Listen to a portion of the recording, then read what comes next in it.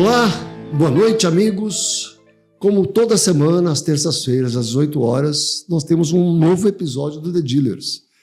E aproveitando que você já está ligado para assistir esse nosso incrível novo episódio, compartilhe aí no grupo dos amigos, nas concessionárias, da fábrica, de quem for, porque a história é muito legal sempre.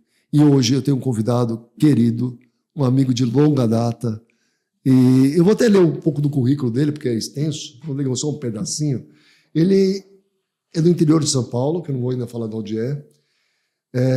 Ele é engenheiro mecânico pela Universidade Mackenzie, estudou na Inglaterra, na Perkins, e hoje ele é diretor comercial de caminhões da Pérez Diesel. Eu estou aqui com o Paulo Pérez. Paulinho, muito obrigado pela sua presença, muito obrigado por ter vindo aqui. Boa noite. Tudo bom?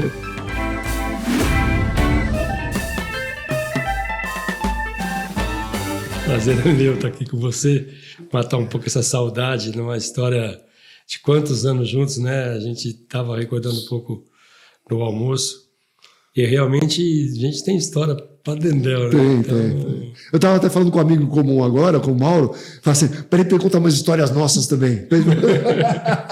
Tem bastante coisa. Muito bom. Então, mas conta assim, você começou já na concessionária de caminhões? Foi engraçado, porque como você relatou, eu acabei ficando... Você foi estudar em São Paulo, você era de São João? Eu estudei em São Paulo, todo carinho do interior, ia fazer objetivo. Né? Fiz segundo colegial, terceiro colegial, acabei entrando no Mackenzie em mecânica. E aí, no quarto ano, eu descobri que eu não queria fazer mecânica. Falei, mas tá tarde, agora vai, calma. Termina isso aí, prega na parede de diploma e vamos tocar a vida.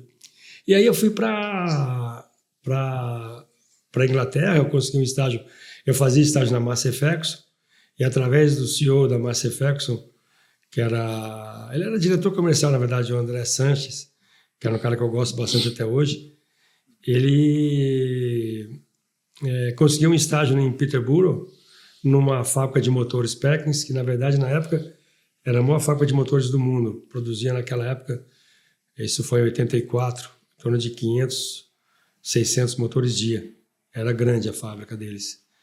E eu acabei indo para lá, fiquei lá um ano, e é uma história interessante porque hoje todo mundo se prepara, todo mundo acaba tendo todo um projeto.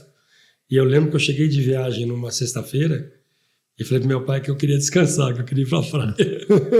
Eu falei, você faz o seguinte, segunda-feira você começa aqui, o gerente de vendas foi embora, você vai começar a vender caminhão segunda-feira. Eu nunca sabia que era um caminhão. Sabia que era Mercedes. E teu pai já tinha concessionária há muito tempo? A concessionária começou em 60. Eu nasci em 61 e esse ano a gente faz 65 anos. E nós começamos em 60. Meu pai era do Banco do Brasil, funcionário aposentado, e voltou para São João. E naquela época nós fomos nomeados para tratores Massey Ferguson e para caminhões Mercedes-Benz. Então a empresa, uma empresa familiar, começou com 4 irmãos e o meu avô em 1960, fevereiro de 60. Que legal. E aí você voltou, começou a trabalhar na concessionária. Aí eu voltei, meu pai falou, tá aqui a tua cadeira, tua mesa, começa aí... Se vira. E vai tocar a vida, né? Mas imagina, essa coisa de preparação... E nós pegamos toda essa história, né? Nós pegamos fax, telex, né? Mimeógrafo, né? E eu acho que a gente é de alguma forma, uma geração que pegou toda essa evolução, ou você surfava em tudo isso, ou você não estava no jogo, né? E você acha que a gente se adapta melhor às mudanças do que essa geração nova que está aí? Porque a gente passou por muita mudança, né? Nós precisamos ter se adaptado, né? Nós pegamos o iPhone, né? Lembra? Virava a fotografia virava junto, né? Hoje, para essa geração... Vou te contar uma coisa. Eu estive na China, acho que em 2009. Eu não sei quando saiu o iPhone, um pouco antes, né? Mas aí eu comprei 4 iPhones. Achei lá uma galeria, comprei de um cara lá, um chinês qualquer. Comprei 4 iPhones. Aí, olhei, quando eu liguei, a maçãzinha estava com risquinho. Eu falei assim, porra, o cara me vendeu tudo um defeito, esse chinês. Eu não lembrava, eu nem sabia que a maçã tinha um cortinho mesmo. Eu lembro disso. Aí eu falei, mas tem uma maçã aqui rachada. Eu falei, porra, e agora? Vou lá reclamar pro chinês. Aí liguei os quatro estavam assim. Aí depois não sei quem me falou, não, é assim mesmo, pode ficar, vai embora. Eu acho que a gente... Dizem que os próximos 10 anos aí com a IA será mais terrível ainda, né? Mas nós temos que adaptar muita coisa, né? Eu lembro direitinho o primeiro fax que eu vi, que acho que foi em 90 e... E já era mágico, né? Porra, já era um negócio... Como você põe um papel aqui, sai outro ali? Eu vi um negócio preto assim, um telefone escuro, grandão. Eu falei pro cara, tava em Mococa. O cara era uma empresa de curtume, um cara grande. Eu falei, o que é isso aí? O cara falou, um fax. Eu falei, como assim um fax? Ele falou, peraí, pegou um telefone, ligou pro cara em Uberaba, falou assim, manda aí um papel escrito abraço, Paulo. Aí chegou um abraço, Paulo, você não acredita. É mágico. É mágico, né?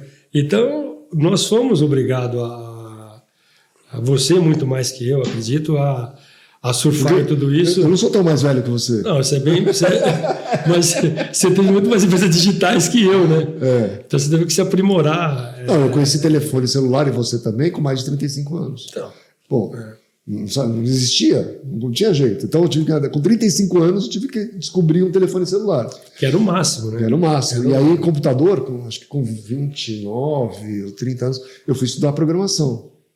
Porque tem computador, eu comprei um em casa, não sabia nem ligar. Nós pegamos Rantac, lembra? Que era uma luzinha verde que ficava piscando na tela, lembra? Era... Fósforo verde e âmbar. Depois o âmbar já era mais evolução do fósforo verde. E ficava piscando aquela luzinha ali, era aquela internet que fazia barulho, lembra? Então, linha de escada, né? Não, mas a internet foi bem depois. Tinha Netscape, essas coisas. Mas aí, você na concessionária... E aí meu pai, aos poucos, Meu pai fez uma conta outro dia, ele tinha a minha idade. Mas já era velhinho naquela época, 60 anos já estava aposentado. Era um cara mais... Já ia no bar, meu pai tinha um ritual assim, eu tomava uma cervejinha no almoço, uma cervejinha à noite, e era sagrado. Isso é uma coisa que nós não temos esse privilégio de todo dia parar no almoço e parar no jantar para... Não, e tinha um cochilo depois do almoço ainda. Tinha. Isso eu tenho até hoje. E aí, meu pai foi aos poucos se afastando da operação e eu comecei a tomar conta praticamente de tudo. E não tinha os primos junto?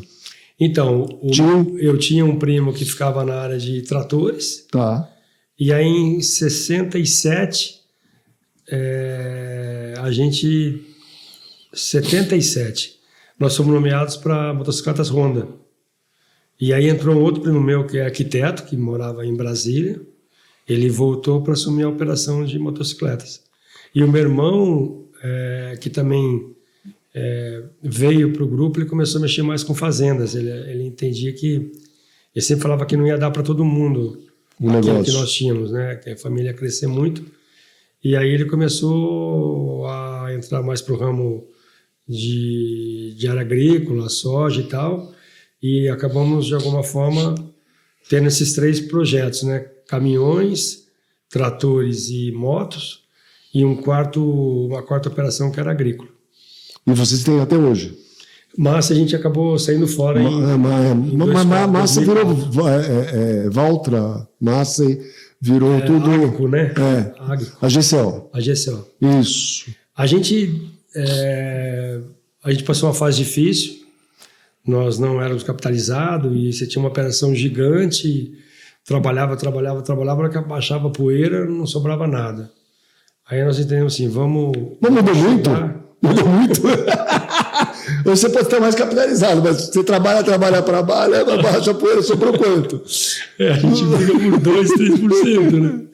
E aí, a gente em 2004 houve uma divergência com a família. Meu pai faleceu em 2003. E aí, quando foi setembro, meu pai ele acaba indo embora em julho. Quando foi setembro do mesmo ano, nós fizemos uma reunião com a família, que eram 4 sócios, 4 irmãos. E Aí vocês dividiram. uma das famílias, eu estava no meio da apresentação, como é que nós estávamos vendo, como é que estavam os negócios. Aí uma família eu via que estava com o semblante assim... Não muito animado. Não muito animado. Aí nós falamos assim, o que vocês querem? Né? A gente quer ir embora. Falei, tá legal. Mas vocês topam? A gente topa. Porque meu pai nunca permitiu isso. Meu pai achava que era todo mundo junto. Não podia se separar. Não podia separar. Aí a gente falou, sim, claro, vamos fazer isso, né? Cada um escolhe o que quer, e eles falaram assim, nós queremos os prédios. Tá bom, a gente vai avaliar tudo, vai fazer um due diligência, e aí avalia tudo e vocês ficam com os prédios. E aí em 10, 12 meses, uma família sai da operação, fica só com a parte de edificação, imobiliária, onde que era a concessionária de caminhões nossa, a de caminhões Mercedes, e a gente, da noite para o dia, pede um sócio, começa a pagar aluguel para essa operação, e mantivemos até hoje 3 famílias, que é o Roberto, que é meu primo, que fica na área de motocicleta, né? E o Guilherme Coniche, que é meu outro primo, aí já é a 4ª geração, entra depois de 10 anos, o meu primo chega em 2012, quer dizer, 2004 a gente faz a cisão, sai uma família, e esse meu primo, que não tinha representante, assume em 2012. E nós sempre tivemos um acordo de ser um cara por família, não mais que isso. Interessante isso. A gente não abria, sim, podia até abrir se você quisesse trabalhar lá, mas são sempre 3 diretores e pode ter o 4º diretor. Um representante de cada família. Um representante de cada família. E aí nós acabamos com a vinda do Guilherme, que já é a 4ª geração, está com 38 anos. Ele ficou mais envolvido com a parte administrativa financeira, e o Roberto ainda com a parte de motocicletas, e eu na parte comercial de caminhões, vamos dizer assim. E hoje, qual é o tamanho da operação? Quantas filiais vocês têm? Hoje a gente está com 4 operações de caminhões. Começou em São João da Boa Vista. Aí 2002 foi Poços de Caldas. 2002 era Araraquara. E no meio da pandemia, 2020, foi Avaré. Foram as 4 operações. E aí tem de moto também tem vários... Tem Motos, você também começa em São João da Boa Vista, 77. Depois a gente é nomeado em Pirassununga. E depois nós somos nomeados em Porto Ferreira. Ficaram essas 3 áreas com as PAVs. Os PAVs. Que são mais, sei lá, acho que 8 PAVs ou 9 PAVs.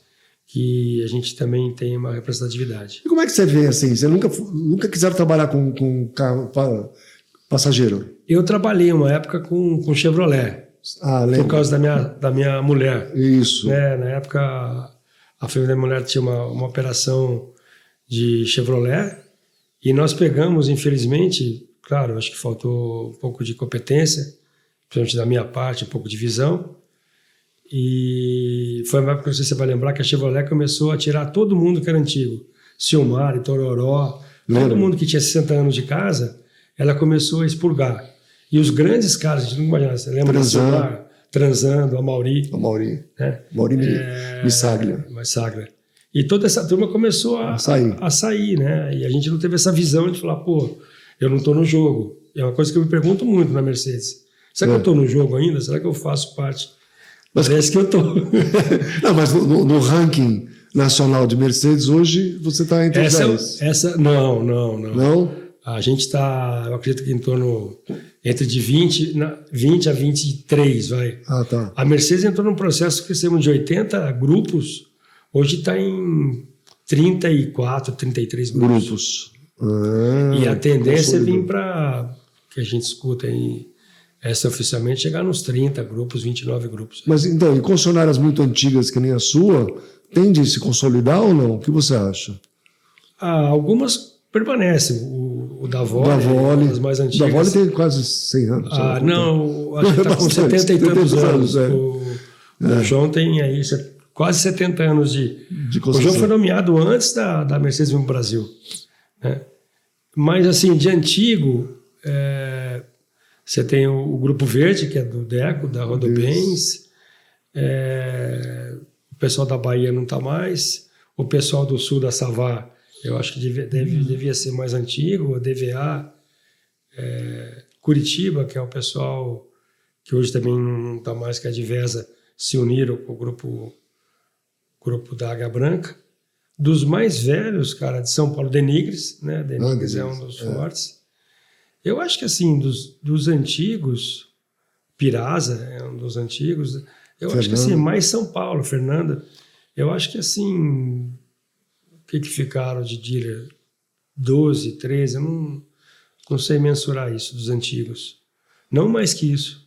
Houve muita mudança, né? Acho que você pegou muito isso em automóveis também, né? Então, essa consolidação é assim, eu tenho visto em vários, tanto, até em moto e veículo de passageiro, né? Veículo leve, e alguns concessionários, principalmente no interior, eles permanecem, eles ficam ali porque eles têm na região já, são muito antigos, têm um conhecimento muito grande, os clientes são fiéis e fica naquela vida, não cresce, mas não desaparece. Não cresce muito e também não desaparece. Então, assim, eu vejo que não, a não ser que tenha um problema de sucessão muito grande e tal, isso não vai mudar. Eu acho que vai continuar. Esse é um desafio. Por exemplo, se você pegar empresas familiares, que é o nosso caso, 65 anos, diz a estatística é 3%. Porque, na verdade, se você não tiver uma cultura muito sólida, no sentido de ter uma certa resiliência, ter alguma competência e ter um foco voltado para o crescimento e muitas vezes abrindo mão de, às vezes, uma condição salarial melhor, né? Eu tenho certeza que a grande maioria dos funcionários, pelo menos que a gente conhece, se tivesse outra operação, estariam até ganhando mais, né? Então, às vezes, a empresa familiar você ganha um pouco menos, mas você consegue ter perenidade, né? Mas existe, eu acredito que esse é um tema muito desafiador, porque a sua criação dos seus pais é diferente dos seus primos, que é diferente dos outros primos. E das outras gerações. Aí você tem um conflito de criação, porque muitas vezes, por exemplo, o Guilherme, né, que é meu primo que está na operação hoje, ele teve uma criação da minha prima, que é minha prima irmã, com um dentista, né, que é um cara de biológicas, né? Então, já é uma cultura. Então, essa resiliência de todas as partes. E hoje ele está na operação de caminhões. Está na operação de caminhões. E está cuidando um pouco da área administrativa de tudo, né? Mas você tem que ter muita sabedoria para lidar com isso. E muitas vezes você não tem como. Você tem muita empresa que não tem conversa. Você deve ter acompanhado muito assim, um primo que não consegue olhar para o outro. Exato. Né? E aí não... Ou alguns não têm nem competência para estar trabalhando e estão trabalhando, né? Só porque são herdeiros. Na verdade, não são sucessores, né? Então, a gente, inclusive, faz curso para várias redes, eu estava até falando com uma delas agora, de formação de jovens líderes, né? Mas eu quando eu fazia a abertura, acho que ainda vou fazer algumas, mas eu falava assim, olha, se vocês fossem os pais de vocês e tivessem que contratar um diretor ou um gerente, contratariam vocês? Se vocês se contratariam? Porque assim, não adianta eu estar aí só porque eu tenho o nome da família.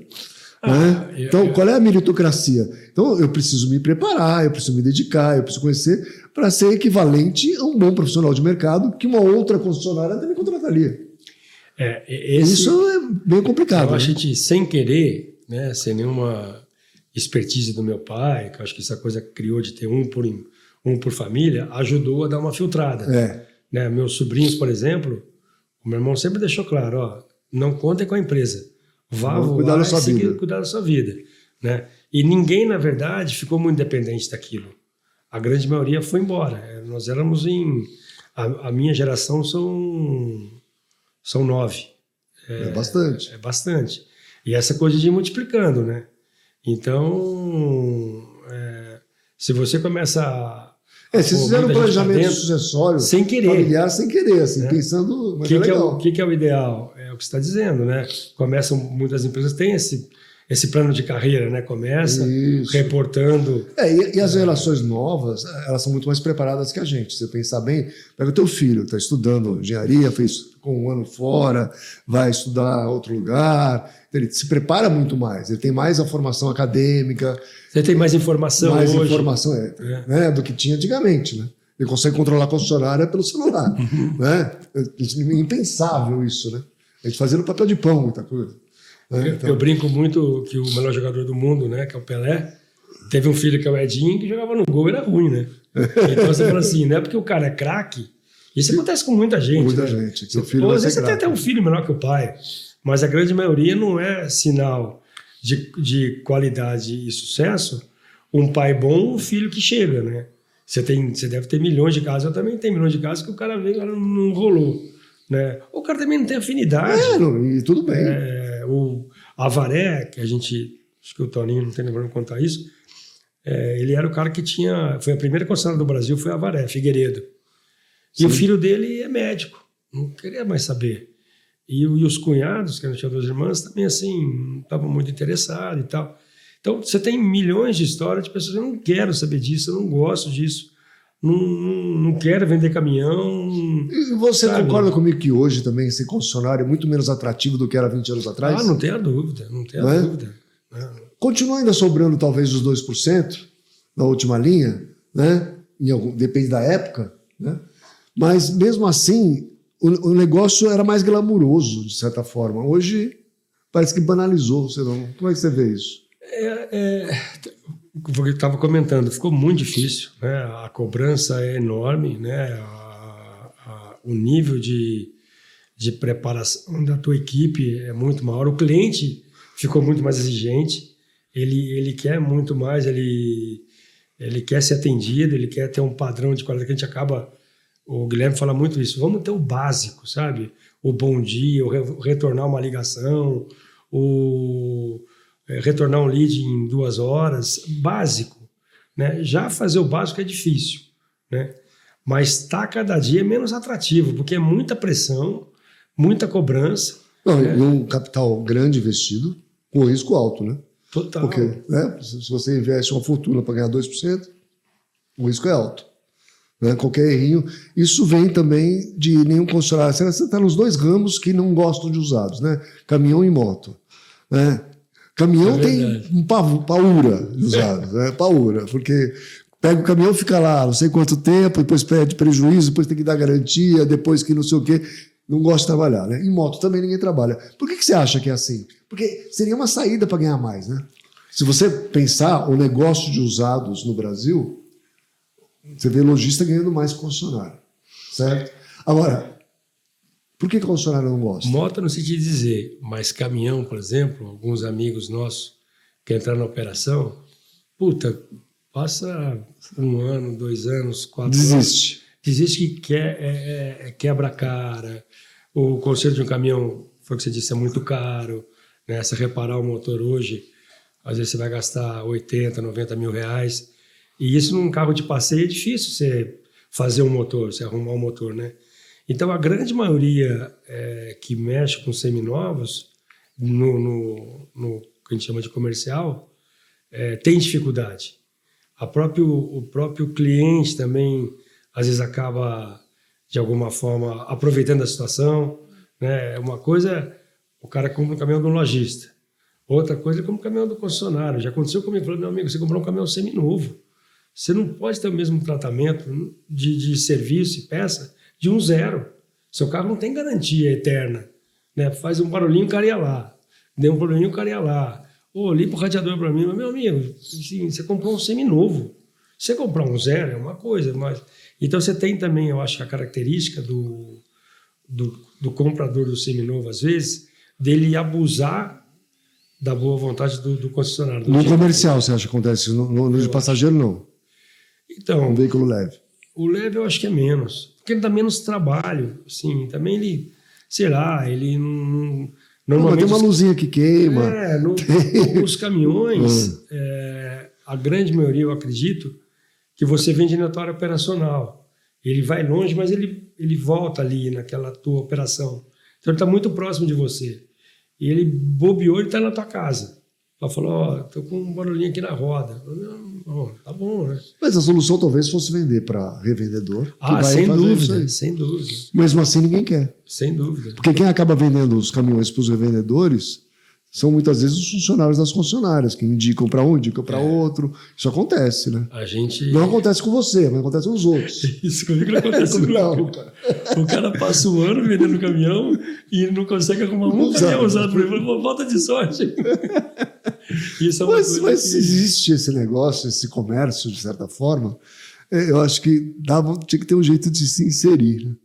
Você fala, ó, tá bom, eu quero que você ganhe a comissão da venda do caminhão usado e tudo mais, mas o negócio é meu. Né? Então, quem vai operar com o caminhão usado aqui sou eu, de certa forma. Vou repassar, não vou repassar, é outra coisa. Né? Então, a gente tenta, já tentamos assim, tipo assim, melhora a indicação do negócio. Você achou o negócio, manda para mim que se der certo eu te pago uma comissão, né?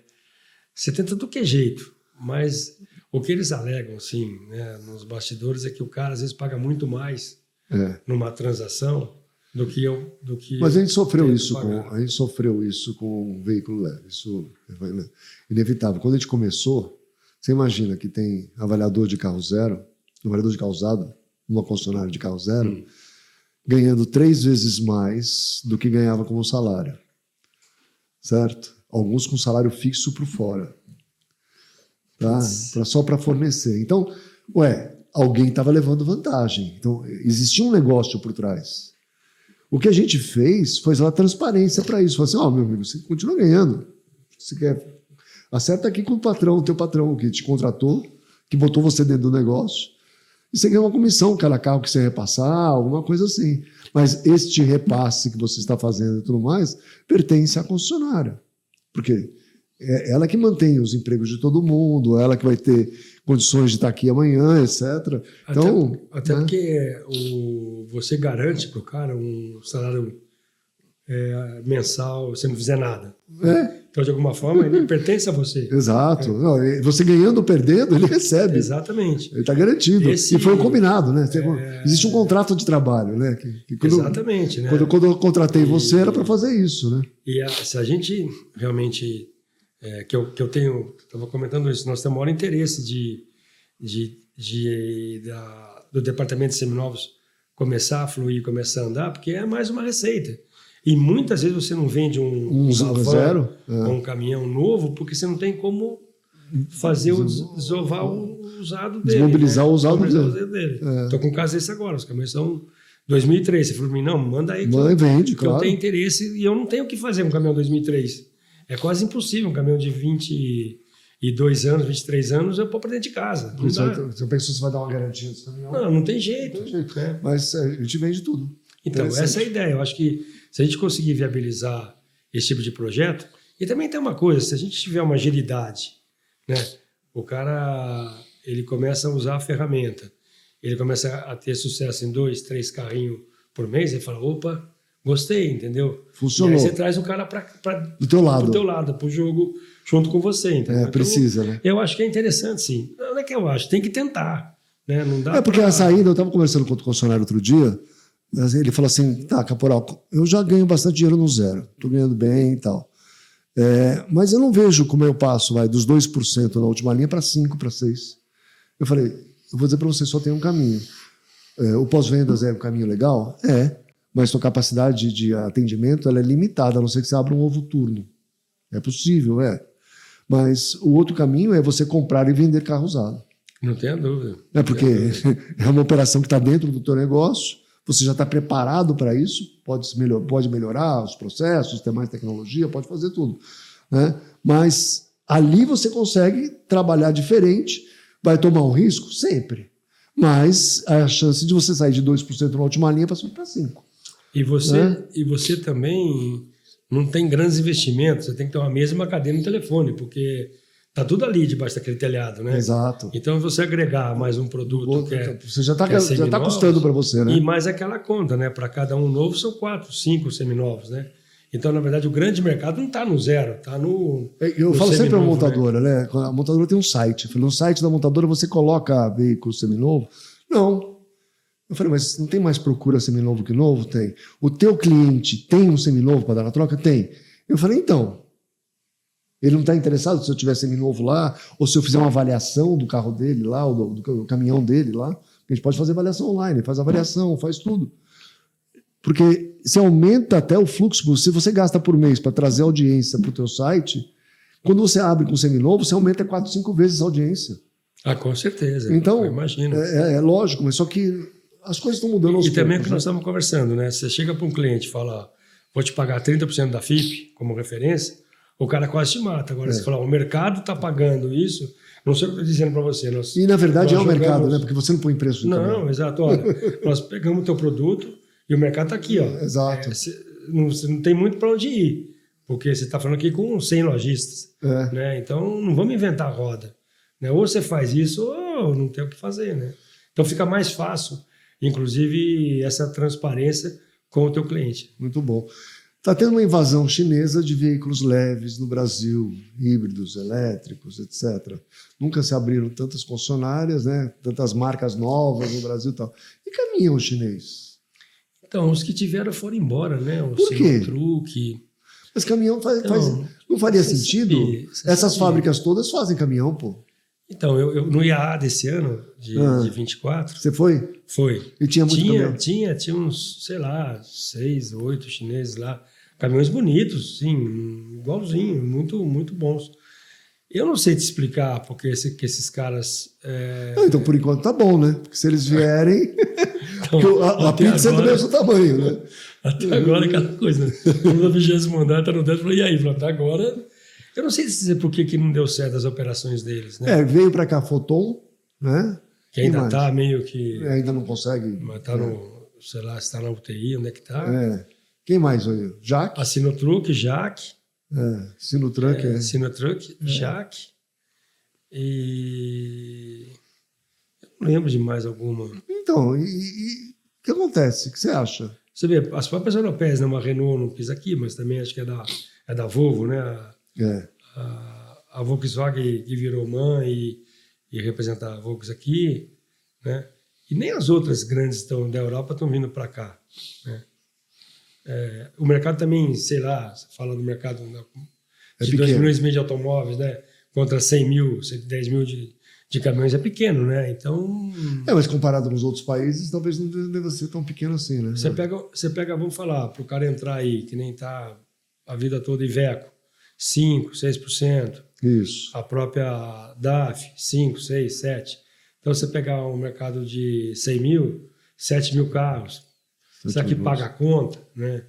Para o dealer também sobreviver, ele não tem pós-venda. Para entrar, eu vou ter que ter você tem que ter um pênalti e falar, não, usa meu carro. Peças, então, se ele entra com preço mais baixo para tentar pôr o produto, não tem pós-venda, que eu vivo muito do pós-venda. Eu praticamente tenho inserção de 100%, graças a Deus, quase o ano todo, né? Mas o próprio dealer sobreviver é complicado com esses, sei lá, 7 mil carros ano, né? Então, pode ser que seja essa a resposta. Não posso afirmar se é isso realmente. Uma coisa que você falou que é bem interessante é assim, ó, a maioria dos concessionários de automóveis não tem taxa de absorção de 100%. Longe disso. E, normalmente, uma concessionária de caminhão, ela busca esse 100%. Né? E como ela não é tão boa em usados, ela é melhor em pós-vendas. Sim. Né? E por que você acha que é melhor em pós-vendas? Eu tenho minha opinião, mas eu queria escutar a sua. Sim, eu tenho muita cultura do pós-venda por conta que eu entendo que não sei onde é que eu vi isso uma vez, não sei se foi você, mas a grande venda é a segunda. A primeira venda todo mundo faz. O pós-venda é a pré-venda da próxima venda. Exatamente. E eu sempre gostei do pós-venda. Eu entendo que, assim, você sendo bem atendido, você compra aquele carro de novo, compra aquele caminhão de novo, né? E deixar isso funcionando bem... Não, a urgência do cliente do pós-venda do comercial é muito maior, porque ali é lucro cessante, né? Caminhão parado, parei de faturar. No carro é incômodo. Né? Não é disso? Totalmente diferente. Totalmente diferente. Então, vamos voltar agora. Você acha que por isso que as concessionárias de caminhões se profissionalizaram melhor? Porque trabalham melhor? Porque assim, a demanda do cliente é mais forte? Isso fatalmente é uma verdade. O cara com o caminhão parado é prejuízo, o cara precisa rodar o caminhão e tal, né? E a Mercedes, em particular, foi uma das empresas que mais investiu em treinamento nos últimos anos, muito. Desde que começou esse programa de qualidade Star Class, ela investe maciçamente em treinamento, né? E com essa cultura de o caminhão não poder ficar parado, o caminhão parado é lucro cessante, eu preciso rodar e tal, eu acho que trouxe para a grande maioria essa cultura do bom atendimento, do bom pós-venda. Pelo menos nós passamos uma fase difícil agora com a Mercedes-Benz. Troca de depósito de peça, houve uma série de problemas nos últimos 2 anos e meio aí, que a Pace agora está fazendo toda a gestão logística da operação de peças. E tivemos 2 anos aí bem complicados, mas no geral a gente tem uma preocupação muito grande com o pós-venda, com bom atendimento. As peças também são valores mais caros, né? Isso ajuda a rentabilizar também. Dificilmente você vende uma correia e peão para um automóvel, né? Um jogo de pistão, né? Um cabeçote. E isso também acho que acaba agregando o valor. Você ter pessoas um pouco melhores nesses departamentos, mais capacitadas. Pode ser que seja isso. E o valor agregado é maior também. Então ajuda, porque o custo da operação numa concessionária, aí no final das contas ele é parecido. Você vai ter mais investimento em peças? Talvez você tenha mais investimento em peças, mas se o valor agregado é maior, a conta de aluguel de luz, de internet, de sistemas, de propaganda, etc., é mais ou menos parecido de todo mundo.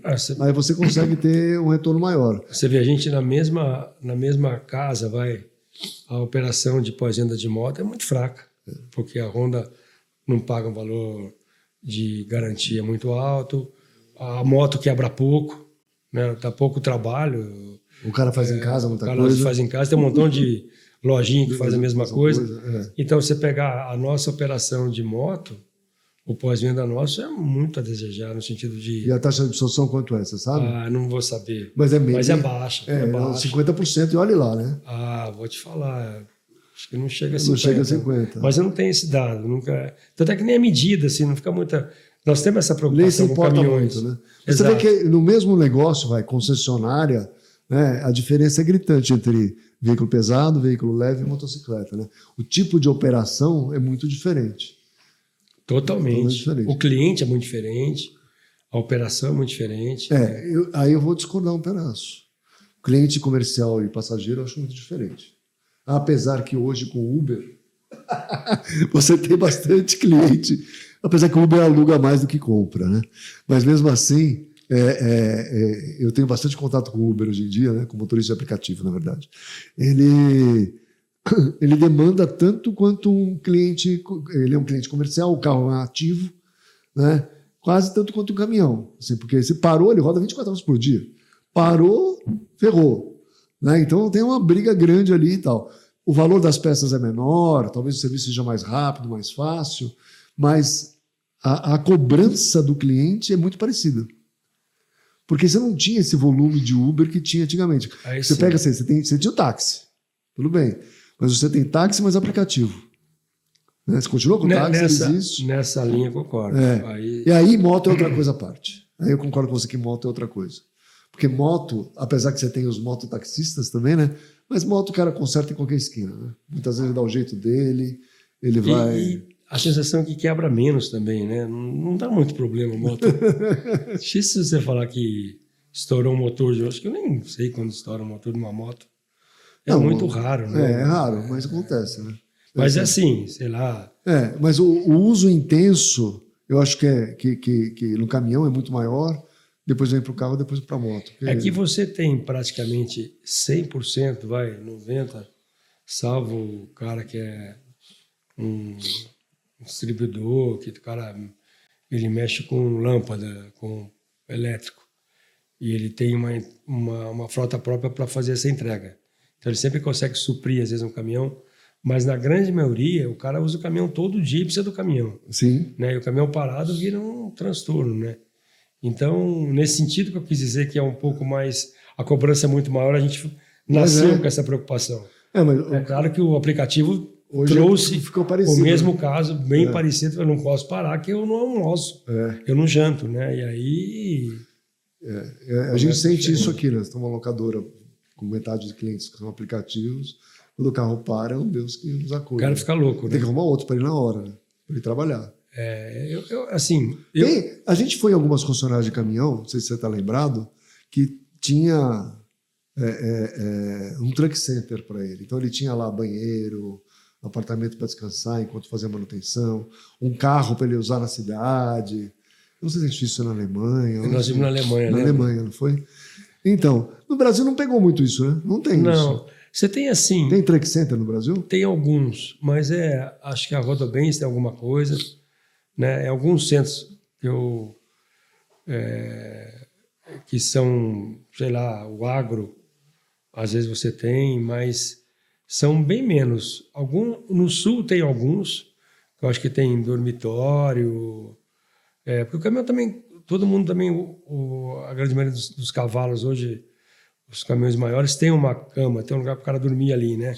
Então ele se ajeita, não tem problema. Mas que eu tipo não assim, teve uma evolução. Caminhão, ele dorme no caminhão, vamos supor, sei lá. Mas dá para ficar fazendo serviço. Eu vi truck center que trabalha 24 horas. O caminhão para dormir lá. Enquanto isso, a gente vai trocando óleo, trocando filtro. Isso aqui é raro, eu acho, hoje. Não tem, né? Muito pouco. O que tem, às vezes, assim, um serviço de banheiro. O cara chega, toma um banho, oferece um banho para ele. Tem lugar que o cara descansa, assim, durante o dia. Mas a estrutura continua precária, né? Porque eu estou falando coisa que a gente viu há 15 anos atrás, 20 anos atrás, sei lá. É verdade. E hoje a gente não chegou nesse ponto nunca. Não, nessa evolução. Sim, deve ter alguns dealers no Brasil com uma operação mais sofisticada, mas a grande maioria não pegou. Não sei nem se o cara também se sente bem em ter essa cultura de dormir em algum lugar e tal. Alguns funcionários têm. Agora, não sei te dizer a eficiência, até que ponto isso atrai também para o cara parar lá, sabe? O gozado, assim, acho que eu nunca perguntei isso, mas o cara adora aquele esquema de posto grandão, todo mundo para do lado do outro, bate papo, faz uma jantinha ali, né? Aí vai dormir, né? Também hoje tem essa coisa uma vida de comunidade ali. Eu acho que eles ficam ali batendo papo. Até hoje também tem a legislação está bem severa em relação a horas paradas, né? O cara tem que parar e dormir mesmo, obrigatório. Não dá para ele ficar mais aquela loucura de 12 Então faria horas. sentido até ter mais espaços para ele ficar. Faria mais sentido nesse momento ter essas... E tem o problema da segurança também. Então, um lugar fechado que ele pudesse pernoitar com segurança ia ser melhor também. Né? Você tem razão, mas a gente não evoluiu nisso. Pelo menos assim, os amigos mais próximos, você não escuta falar. E me diz uma coisa, como é que você vê o futuro do modal? Hoje mais de 50% é caminhão, certo, no Brasil. Ferrovia, pluvial. Você acha que isso muda nos próximos 10 anos, 15 anos, sei lá? A gente está com essa expectativa desse trem agora, que vai ser de passageiro, Campinas-São Paulo, né? Mas você escuta essa história há quanto tempo? Não, mas agora acho que... Agora com o Tarcísio vai sair. O Grupo Constantino, a turma tá firme e vai... A proposta é que 31, o trem está rodando, né? Agora... Mas isso é um trechinho aqui do estado de São Paulo, estou dizendo no Brasil inteiro. Assim, porque a gente é muito dependente do caminhão. Aí entrou, as vans tomaram um pedaço da última milha, com o advento de internet, pandemia, a gente comprando tudo online, entrou um volume grande de vans também. Agora, você acha que isso muda? Você vê, eu tenho... ferrovia? Você ouviu falar do posto de Xangai? Não. Os chineses construíram um posto no Peru, um porto no Peru, perdão, que o calado é maior que o de Santos, é o maior calado que existe na América do Sul, né? E vão construir uma saída do Brasil para o Pacífico. E também uma entrada, né? Exato, Vão dupla. Através do Acre. Então, o pessoal do Acre está bem animado com essa história, porque todo o nosso agro é lá ali no centro-oeste, para o norte, né? Tem bastante força ali. Mas é outro caminho aí. E aí não tem a ferrovia leste-oeste? Então, o meu sobrinho, ele é praticamente CEO da Cutrar na área de soja, de trading. E ele faz muita operação com ferrovia. Hoje, a ferrovia está o preço do caminhão. Por quê? Porque como falta trem, falta oferta... A demanda é maior que a oferta. A demanda é maior que a oferta. A gente vai junto, que ele mora em São João também, a gente vai junto para Araraquara. Ele trabalha em Araraquara, também estou lá. Aí outro dia estava com ele um trem gigante, não sei quantos vagões. Ele falou assim para ele, deve ser muito viável, né? Eu falei, não, eu estou pagando tonelada de soja do trem igual a tonelada do caminhão. Então, você fala assim, o investimento é muito grande, né? E não tem esse Mas demanda tão tem. grande. Demanda tem. Porque você está vindo hoje de Rondonópolis para Santos no mesmo vagão. Ele vem direto, né? E é uma operação que está redonda, assim. Carrega lá e desce aqui, tem transbordo para carregar o navio e tal. Vem na boca do mar. Então, vai ter essa operação do Pacífico, vai ser a mesma coisa, né? Então, mas então você acha que não muda nos próximos 10 anos? Não vai mudar, a gente vai ser dependente de caminhão também. Assim, que ferrovia não é para... Como você está falando mesmo, esse trecho de Campinas, que na teoria está pronto, né? Existe o trecho. Nós vamos ver. Para 2031... Nós já vamos estar velhinho. Será que a gente vai pegar um trem em Campinas e ir para São Paulo? É um sonho nosso. Né? Eu não tenho essa informação, mas que tem uma realidade hoje com muito modal de ferrovia e descendo já para os portos, é bastante já. Que eu sabia que você carrega em Rondonópolis e desce aqui. Então. O que tem é que você tem toda uma logística para chegar na ferrovia, para carregar naquela estação, para descer para cá, né? Então, eu acho que assim, por que você teve grupos grandes atuando com essa área de ferrovia? Eu não tenho essa informação de quantos por cento desse movimento de carga... Não, mas vamos pensar então só em caminhão. Na minha época, que vendia era 16,20. Pronto, aí isso evoluiu muito. Isso mudou do toco... 60%, hoje é cavalo mecânico. Exato. Antigamente, o principal era toco, né? Pegado 11, 13. Né? O principal era caminhão toco, aí você crescia um pouquinho e ia para o trucado. Hoje acabou isso praticamente, né? Assim, existe para algumas aplicações. Você foi evoluindo aí de 20, 30, 40, então você faz 60%. Hoje é um cavalo mecânico que vai nos grandes CDs aí, né? Nos grandes centros de distribuições, e depois começa a fazer uma entrega de VUC. De VUC da vida, ou até do caminhão de 10 toneladas. Então, o modal mudou. Mudou. Isso mudou. Você não tem mais tanto semi-pesado como você tinha há 20 anos atrás, né? Isso mudou. Isso foi uma grande constatação hoje da importância que é o cavalo e essa evolução das carretas também. Hoje, por exemplo, o 6x4 foi um caminhão que hoje parou um pouco, porque você voltou para um caminhão 6x2 com uma carreta de 3 eixos que está levando 40 toneladas. Então, às vezes, ele evita de levar um rodotrem de 9 eixos, super difícil, para puxar 55 toneladas. Ele vai no 40 toneladas e é um caminhão que está trazendo, uma carreta está trazendo ótimos benefícios. Então, afundou um pouco o 6x4 hoje, entendeu? Que era uma coisa que em 2023 ele voava.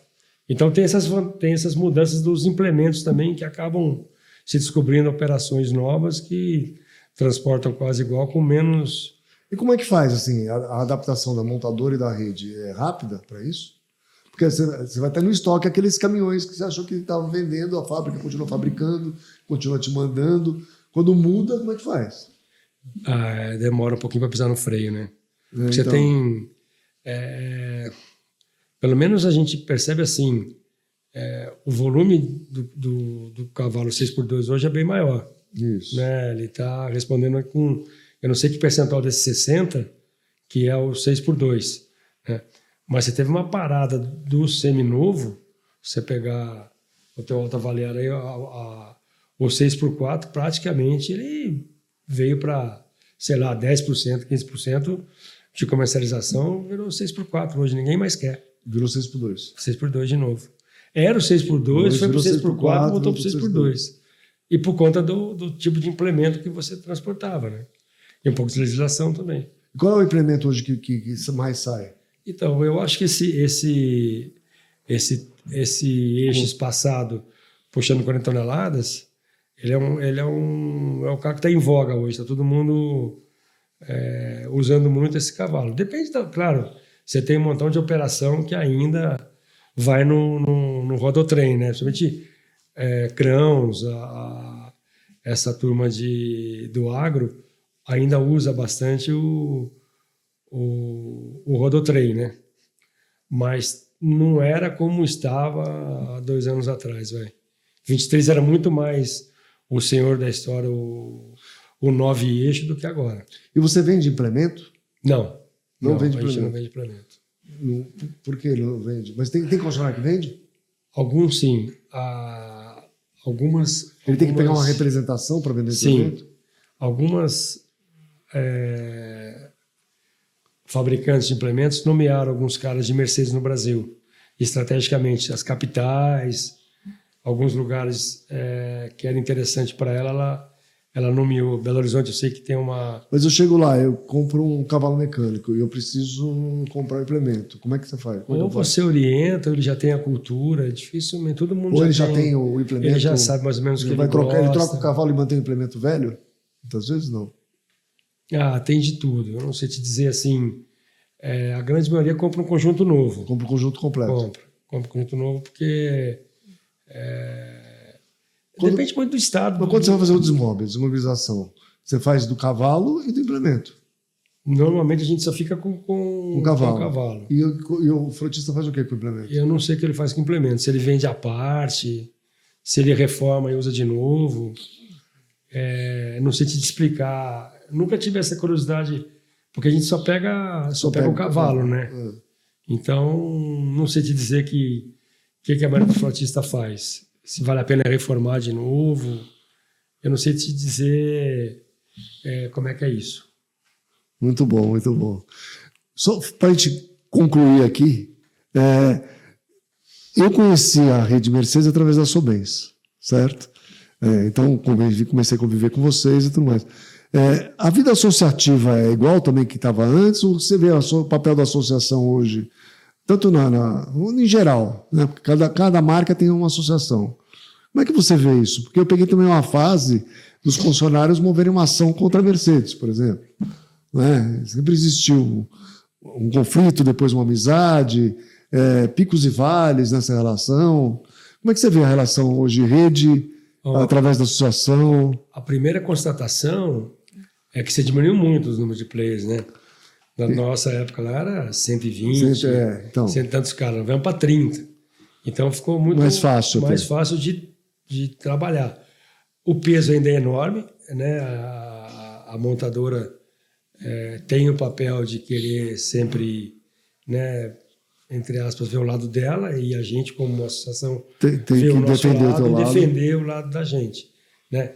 O que eu acho que aconteceu, pelo menos na Sobens, depois da pandemia, foi o esvaziamento do número de reuniões que tinha. Era muita coisa presencial. Agora virou online. Toda a reunião do conselho era todo mundo em São Paulo. Você pegou muito isso. Isso praticamente hoje, de cada, sei lá, 10 reuniões, 8 são por vídeo, entendeu? São à distância. Então isso mudou. Né? Eu voltei para a comissão de desenvolvimento de rede. As reuniões do ano inteiro são virtuais. Acabou aquela coisa presencial, depois a gente saía para jantar, lembra? Claro. Batia um papo. Isso faz falta, né, de certa forma? Faz falta. Até um conselheiro hoje da Sobens falou, pô, precisava voltar a gente ter esse contato, porque a reunião presencial é diferente, você consegue fluir mais, os debates são um pouco mais ricos, né? Você não se perde um pouco. Infelizmente, hoje está mais escasso esse tema aí. Mas eu acho importante, eu acho que é uma coisa que deveria tentar se resgatar. Não sei se isso é possível ou não, né? Mas eu acho que é importante esse contato, da rede, essa sim, rede, essa sim. troca. Nós tivemos um fato que, quando nós entramos com o programa de qualidade em 2006 chamado StarClass, esse programa ele conseguiu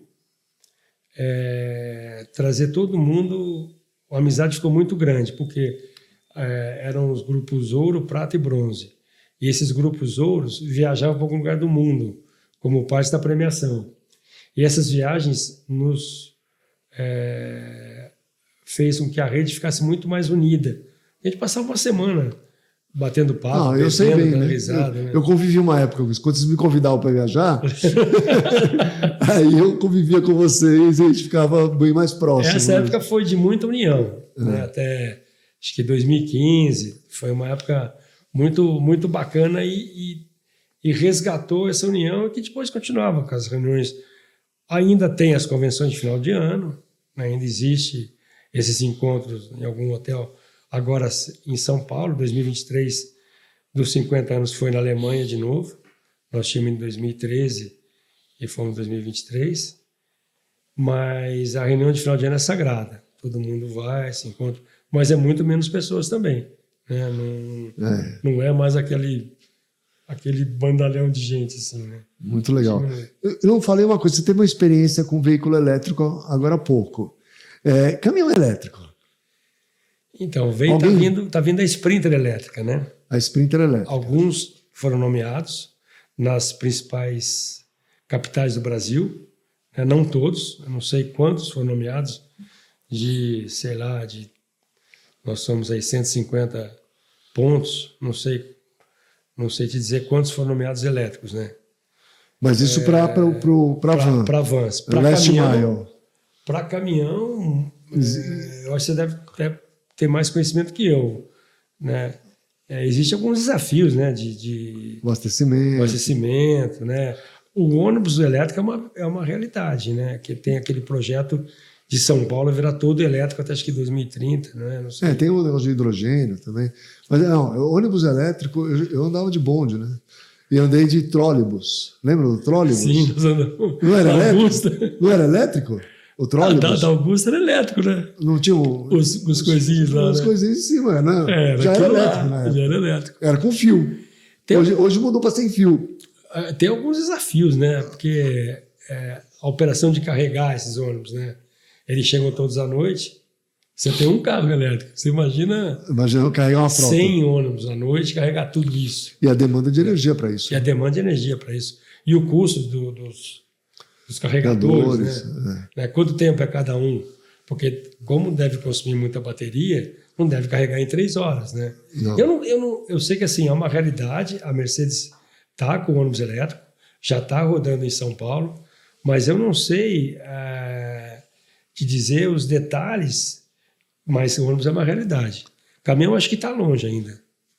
Pelo menos eu não tenho informação. Mas você gostou do carro elétrico ou não? Eu adorei. Eu estou quase levando ele embora. Maravilha. Eu curti pra caramba. Paulinho, obrigado. Vou te dar um presente. Você veio aqui, obrigado por ter vindo. Obrigado a você pelo convite. Eu fiquei super feliz de matar a saudade. Obrigado. Grande piada. Essa embalagem é nova? Não gostei muito dessa embalagem, tá? Mas tudo bem. É um vinho italiano. Obrigado. São Giovese da Puglia. Obrigado. Tá bom, muito bom. Vamos tomar junto esse vinho. Eu tenho essa cultura de todo mundo que me dá um vinho, eu falo assim, a promessa é nós vamos tomar junto esse vinho em algum momento. Tá bom, mas tem que convidar logo. Você. Né? Então, não faz muito tempo não, tá? Mas obrigado pelo convite, fiquei super feliz. Estava te devendo isso. Parabéns pelo teu trabalho, parabéns por tudo que você tem feito. Eu fiquei muito feliz de te ver hoje. Eu também, de coração. Obrigado, viu? Obrigado a você.